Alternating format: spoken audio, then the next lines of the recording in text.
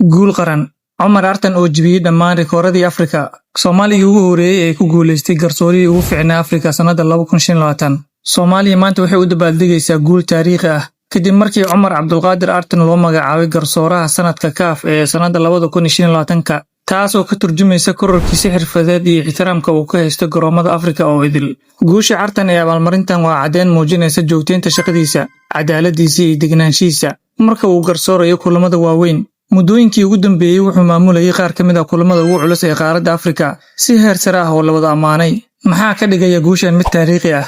Wuxuu noqday garsoorii ugu horeeyay ee Soomaaliyeed ee dhexdhexaadiya ciyaar fiinaal oo qaaradda Afrika ah, isagoo garsooray fiinaalkii CAF Confederation Cup ee u dhexeeyay Pyramids FC oo ka dhisan dalka Masar iyo Mamelodi Sundowns oo Koonfur Afrika ah. Wuxuu noqday Soomaaligii ugu horeeyay ee garsoore ka noqda koobka qaramada Afrika AFCON, isagoo qayb ka noqday garsoorka AFCON 2024. Dhawaan ayuu mar kale taariikh sameeyay isagoo noqday garsoorii ugu horeeyay ee Soomaaliyeed ee loo xusho tartanka FIFA World Cup, isagoo loo doortay inuu garsooro FIFA Under-20 World Cup 2025, kaas oo lagu qabtay waddanka Chile. Wuxuu ka mid noqday saddexdii garsoore ee Afrika ee loo xushay tartanka Under-20 World Cup. Waxa kale oo uu noqday garsooraha kaliya ee ka socda dalalka Afrikada Bari.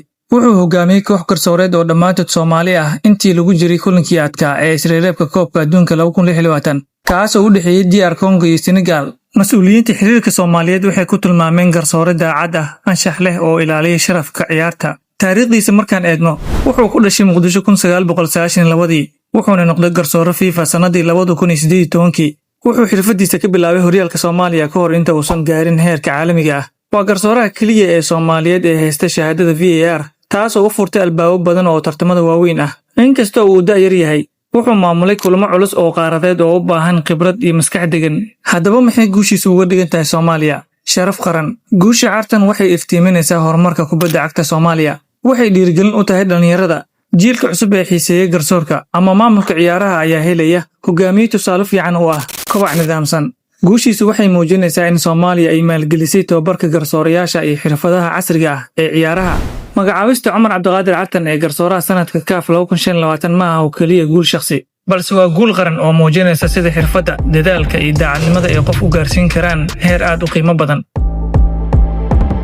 Maalin wanaagsan saaxiibayaal, warbixintaana waxay qayb ka tahay barnaamijkeennii bandhigga ciyaaraha oo aan maanta ku soo qaatay wararkii ugu dambeeyay ee kubadda cagta.